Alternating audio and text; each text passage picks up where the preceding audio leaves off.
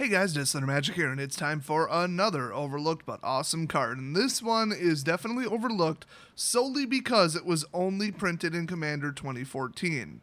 Now here's the problem with that. Good luck getting a hold of these. I mean, right now they're about $1.25 a piece or a little bit less depending upon where you buy them.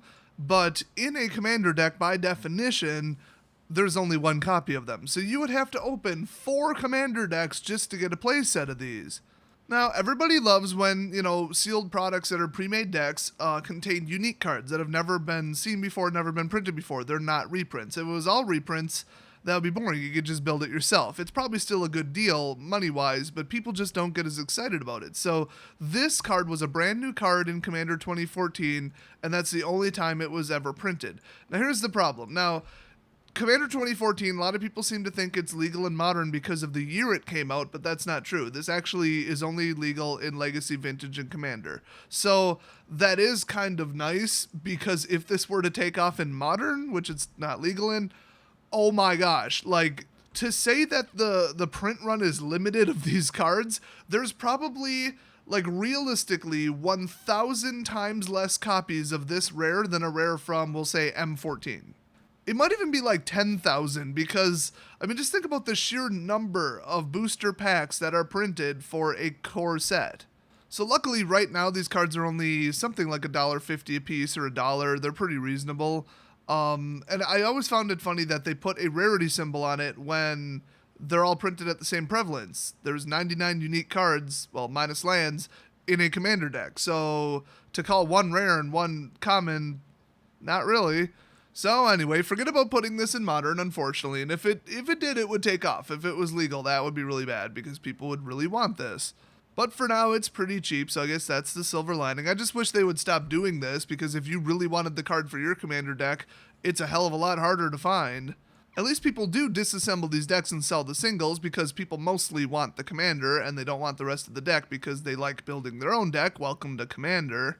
And there's other valuable cards in there, but then a couple cards they just tank because nobody really wants them. And I would say that describes this one, but people are still maintaining a price floor on it. So that's my major complaint about the Commander deck, and once you see how powerful this is, you're going to worry as much as I do that it's going to go through the roof. I present to you Domineering Will from Commander 2014, and apparently it's a rare, even though it's not. So it costs 4, it's blue and then 3 generic, which is really generous.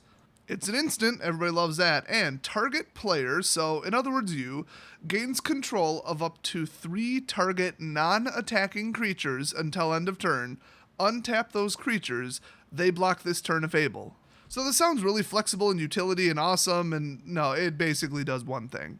Target player, obviously you, gains control of up to 3 non-attacking creatures, so obviously you do this during your attack phase, and then untap those creatures, they block this turn if able. So you would cast this in the middle of combat in your turn. There's no reason to reverse that I can see. So basically, you gain control of them, you force them to block, and then the best thing is, if one of them has a tap ability, well, they untap, so then you could tap them. You currently control the permanent, so you would gain whatever the ability is. It would happen to you, or you'd gain the benefit or the mana or whatever it is. And then guess what? Even though it tapped, it's still blocking, and it would probably still die. So while being in blue is a little rough because you kind of want to kill them, and blue isn't famous for giant creatures, it's still doable, especially in a color mix, but even lately, the last couple sets, blue has been getting some massively big creatures. So what blue typically does is pin down a single target or pin down multiple targets for one turn, or they will bounce one or more targets back to hand. That's usually how they handle creature stuff, or they'll turn them into another creature. That's pretty common too. Everybody loves Turn to Frog and Gift of Tusks. They also like to manipulate, mental stuff, like blocking assignments, like Bident of Thassa. So this is classic blue, except it's a blue spell that costs 4 that's destroying 3 creatures in theory. Now this could backfire if you set it up wrong, because they have to block.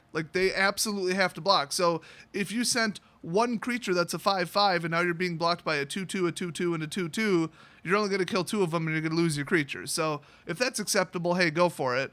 Otherwise, you might really want to make sure that you do this correctly.